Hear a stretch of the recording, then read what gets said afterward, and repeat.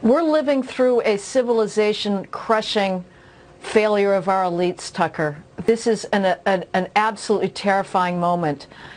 Across the board, America's elites, whether it's in political class, media, education, have embraced a patently false narrative about systemic police bias.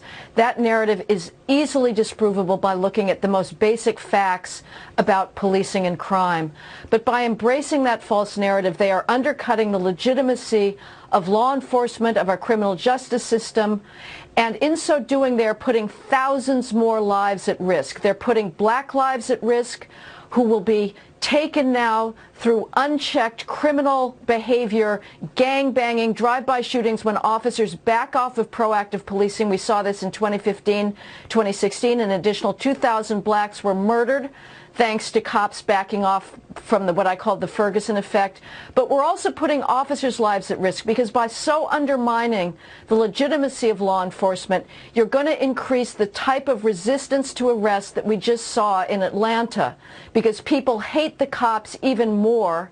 That is going to result in officers themselves escalating their use of force, possibly to lethal levels, and we're going to enter a vicious cycle where both suspects and officers' lives are at risk. Instead, if the elites cared about black lives, if they cared about all lives, they would be sending an unequivocal message: don't resist arrest. Follow an officer's lawful commands. If you have a disagreement with those commands, you take it up after the fact.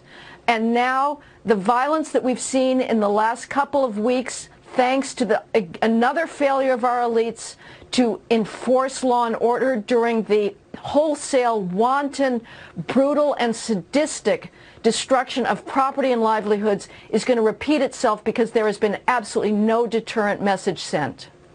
I heard an elected official say today that the appropriate police response would be to say to Rayshard Brooks, just walk home.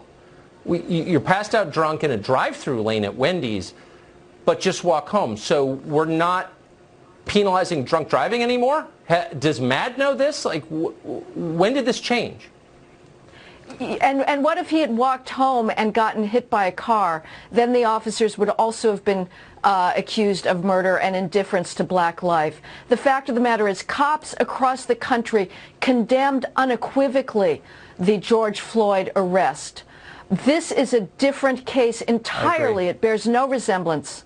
Somebody who grabs an officer's equipment, fights him, and uses it against him is put him on notice that he's going to try to kill that cop.